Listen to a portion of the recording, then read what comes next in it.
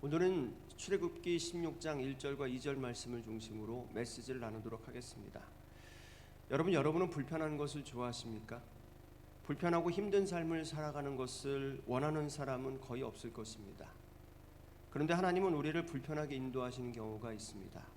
왜 그렇게 하실까요? 오늘 묵상의 말씀을 보시면 출애굽한 이스라엘 백성들이 엘림이라는 곳에 도착을 하게 됩니다. 물이 없어서 고통스러워할 때 하나님은 이스라엘 백성들을 엘림이라는 곳으로 인도하신 겁니다. 이 엘림이라는 곳은 머물러 살기에 최적의 장소였습니다. 사막 가운데 오아시스 중에 오아시스가 있는 곳이었습니다. 그런데 하나님은 이곳에서 잠깐 머물게 하신 후에 곧바로 다시 광야로 들어가게 하십니다. 그러자 이스라엘 백성들은 불평과 원망이 가득 찬 하소연을 내뱉기 시작합니다. 하지만 하나님은 결코 이스라엘 백성들을 편하게 내버려 두시지 않습니다. 이런 하나님의 인도하심은 그 후 40년간 그리고 오늘날에도 하나님의 영적인 전략인 것처럼 느껴질 정도로 계속되고 있습니다. 왜 이토록 모질게 몰아가시는 것일까요? 신명기 8장 2절에서 그 답을 우리가 구할 수가 있습니다. 너의 하나님 여호와께서 이 40년 동안 너에게 광야길을 걷게 하신 것을 기억하라. 이는 너를 낮추시며 너를 시험하사 너의 마음이 어떠한지 그 명령을 지키는지 지키지 않는지 알려 하심이라.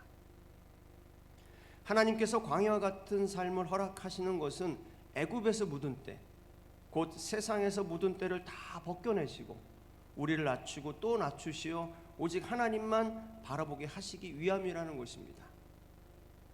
여러분, 세상의 때가 왜 쌓입니까? 요한일서 2장 16절에 보면 세상에 있는 모든 것이 육신의 정욕, 안목의 정욕, 이생의 자랑이니 다 아버지께로부터 온 것이 아니요 세상으로부터 온 것이라고 말씀해 주고 있습니다.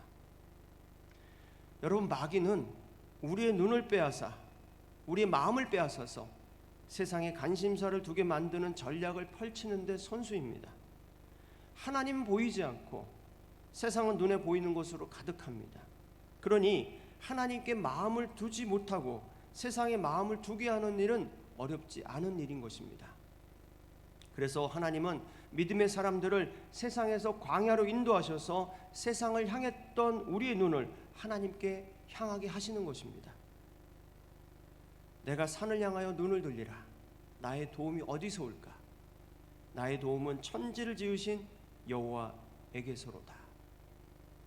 시편 121편의 말씀이 우리에게 진리가 되기를 원하시는 것이 바로 하나님의 마음이신 것입니다. 그러므로 여러분 삶의 광야 같은 불편함이 그리고 힘든 일이 여러분에게 왔다면 눈을 들어 세상이 아니라 내가 아니라 말씀을 보고 찬양을 하며 우리 주님의 얼굴을 구하시기를 간절히 소망합니다.